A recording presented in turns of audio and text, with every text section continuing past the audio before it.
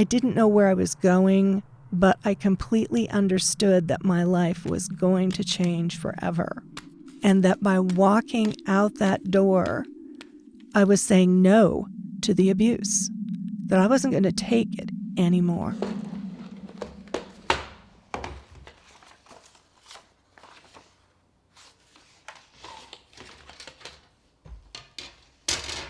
The doors that just mean I'm home, we can relax, we can be ourselves, means something entirely different when you're afraid of what he's going to do. The person that I thought I fell in love with didn't exist. It was when we got behind closed doors that this other person would come out. Walking out that door was just the first step of an endless life on the run.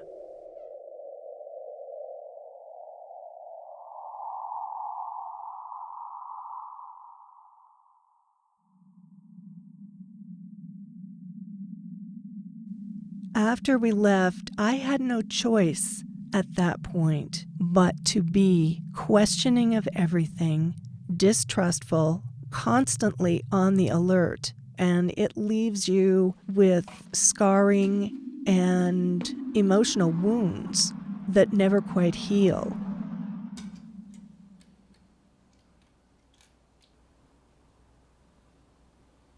Now the world has become a trigger-happy reminder of reality.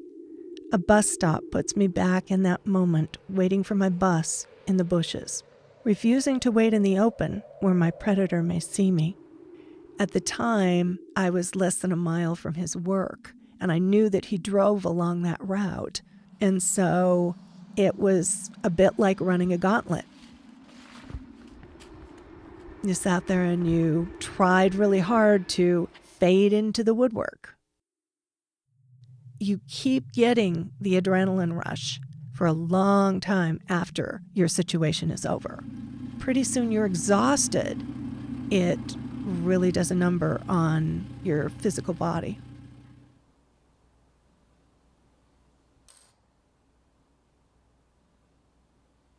Simply catching a white car drive by in the corner of my eye leads to a heart-stopping flashback. In the milliseconds the blur travels across my vision, I've been transported back in time to the passenger seat of his car, praying to God this isn't the end as the vehicle perches inches from the water's edge. And you never knew, the whole time you were sitting in the seat, you never knew whether this was going to be the good guy or the bad guy, literally. His voice was calm as he threatened to drive into the Puget Sound waters with us seatbelted in.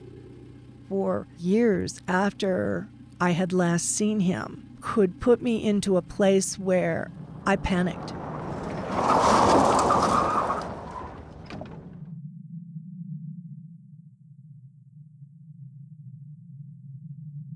I've always loved the water.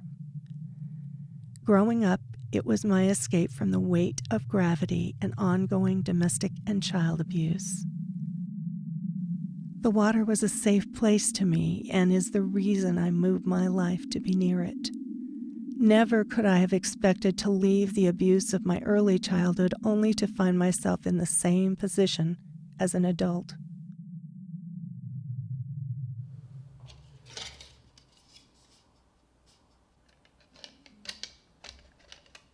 I put walls up to prevent the abuse I suffered as a child. But when you love somebody, there is no fiber of your being that could foresee the rage they could unleash on you. It is more than the emotional abuse I suffer. I am still suffering under the financial abuse that keeps me impoverished.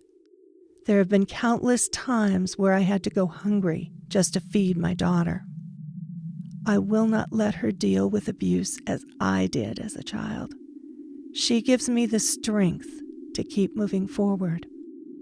Fear is still our companion, even when the deadbolt is locked on our door. As long as that door remains closed, we're not going to be able to get the word out. We're not going to be able to have the conversations we need to have. So we need to open the door. And at the same time we open the door, we need to open our hearts and our minds.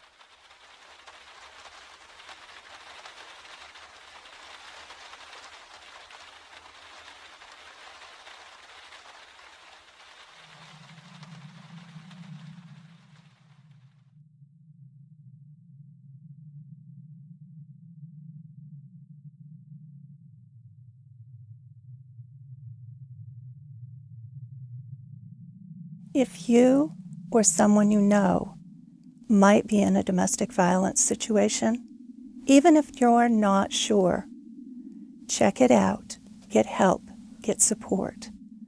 A life can depend on it.